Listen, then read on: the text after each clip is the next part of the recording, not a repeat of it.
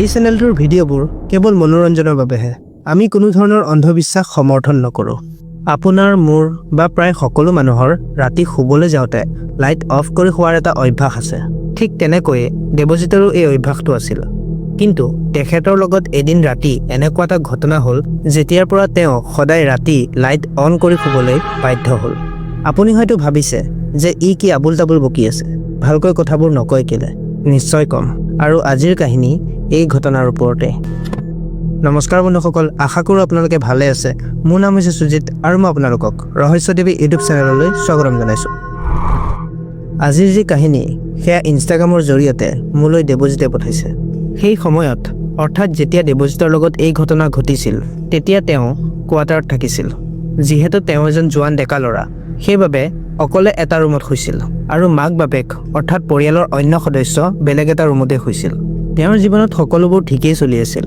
কিন্তু এদিন ৰাতি তেওঁ শুই থাকোঁতে তেওঁৰ লগত এনেকুৱা এটা ঘটনা ঘটিল যি তেওঁ সপোনতো কল্পনা কৰা নাছিল।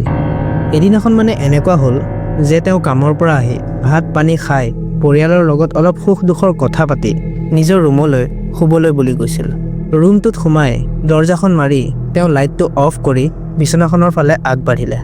যিহেতু মই আপোনালোকক ভিডিঅ'টোৰ আৰম্ভণিতে কৈছোঁ যে প্ৰায়ভাগ মানুহে লাইটটো অফ কৰি সম্পূৰ্ণ এন্ধাৰ হ'লেহে শুই ভাল পায়, যাৰ মাজত ময়ো এজন। ঠিক তেনেদৰে দেৱজিতৰো সেই অভ্যাসটো আছিল, যাৰ বাবে তেওঁ লাইটটো অফ কৰি নিজৰ বিচনাখনলৈ শুবলৈ আগবাঢ়িলে। ঠাণ্ডাৰ দিন আছিল। তেওঁ কম্বলখন গাত লৈ মোবাইলটো অলপ চালে আৰু তাৰ পিছত মোবাইল থৈ তেওঁ ওপৰমুখ কৰি শুই গ'ল। তেওঁৰ টোপনি ঠিকেই গৈছিল, কিন্তু তেতিয়ালৈকেহে যেতিয়ালৈকে তেওঁ মাজনিশা সাৰ পোৱা নাছিল। ৰাতি প্ৰায় 1:30-2টামান বাজিছিল। দেৱজিত হঠাৎ সাৰ পাই গ'ল। সাৰ পাইছিল যদিও তেওঁ চকু মেলা নাছিল আৰু অলপ সময়ৰ পিছতে তেওঁৰ এনেকুৱা অনুভৱ হৈছিল যে কোনোবা তেওঁৰ কাষত শুই আছে। এতিয়া লাহে লাহে কম্বলৰ তলৰ পৰাও কোনোবাই তেওঁক ধৰি থকা তেওঁ অনুভৱ কৰিলে। তাৰপিছত তেওঁ লাহে লাহে নিজৰ চকু মেলিলে আৰু চকু মেলি চাওঁতে তেওঁ এইটো দেখে যে সন্মুখত ক'লা ছাঁহৰ দৰে কিবা এটা ৰখি আছে আৰু সেই মুহূৰ্তত তেওঁ লৰচৰো কৰিব পৰা নাছিল। ক'লা ছাঁটো তেওঁৰ মুখৰ একেবাৰে ওচৰত ৰখি আছিল। এনেকুৱা লাগিছিল যে তেওঁৰ বুকুত ছাঁটো বহি আছে। ভাবকচোন সেই সময়ত দেৱজিতৰ কেনেকুৱা চাগে ভয় লাগিছিল।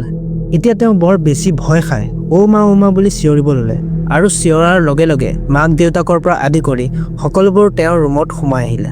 সোমাই আহি যেতিয়াই মাকে লাইটৰ ছুইচটো অন কৰি দিয়ে তেতিয়া সকলোবোৰ নৰ্মেল হৈ গৈছিল আৰু দেৱজিতৰ তেতিয়া এনেকুৱা লাগিছিল যে তেওঁৰ লগত একোৱেই হোৱা নাছিল।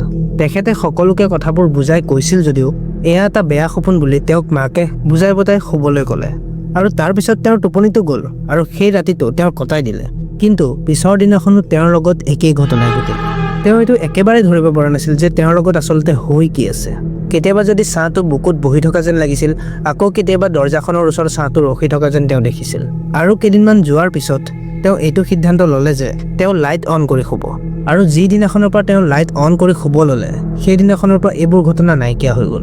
তাৰ মাজতে কেতিয়াবা বাধ্যত পৰি লাইট অফ কৰি শুলেও তেওঁৰ লগত আজিকালি এই ঘটনাবোৰ নোহোৱা হ'ল। সেই 2-3 বা সেই ৰাতিকেইটাত তেওঁৰ লগত কি হ'ল তেওঁ আজিলৈকে ধৰিব নোৱাৰিলে। কি আছিল ইয়াৰ আঁৰৰ কাহিনী? আচলতে বিজ্ঞানৰ ভাষাত ইয়াক শ্লিপ পেৰালাইচিছ বুলি কোৱা হয়, যাক অসমীয়াত হেতৰে ধৰা বুলি কয়। আৰু এনেকুৱা ঘটনা মোৰ বা এজনী আৰু এটা লগৰৰ লগতো হৈ গৈছে। শ্লিপ পেৰালাইচিছ এইটো আচলতেনো হয় কি সেয়া ক'বলৈ হ'লে এই ভিডিঅ'টো বহুত দীঘল হৈ যাব।